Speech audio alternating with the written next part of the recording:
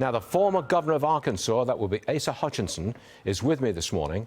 Governor, earlier this month, you said Trump should quit the 24 race if he was indicted. Well, he's been invited. How do you feel now? Indicted, I should say. Sorry, Governor.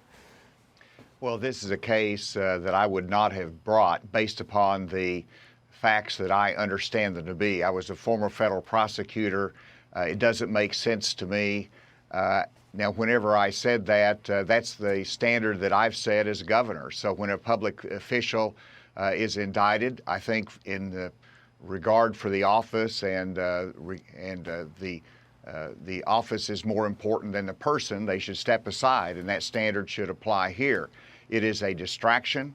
It is not a good day for America, but the system has to play out here, and we have to have confidence that it can.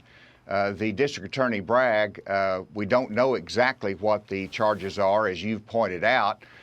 They'll be released later, but they better be very substantive if he wants to make his case in a way that does not seem simply political. Governor, I'm sorry, I'm not sure I heard you right. Do you think that Trump should now step aside? Well, I do, but he's not going to, Okay. And only he can make that decision. But to me, the office of presidency is more important than any one person. Okay. You're thinking of running for the presidency.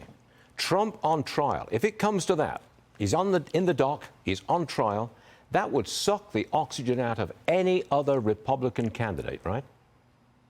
Well, it would, and it's not good for our country, most importantly. Right. And obviously, it's a huge distraction for anybody who wants to talk about the economy, about federal spending, and about the border. Okay. It is a distraction. Well, you just told me a moment ago that Trump should step aside. Would you announce, you've said you were going to announce for the presidency next month. Tomorrow's April the 1st. Are you going to make the announcement tomorrow? You want to do it right here? Let's wait.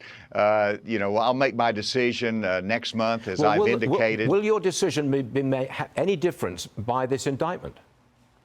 No. One, I know that former President Trump is going to continue in the race. Secondly, we knew this was coming, so that's not a factor in it. It is a distraction from it.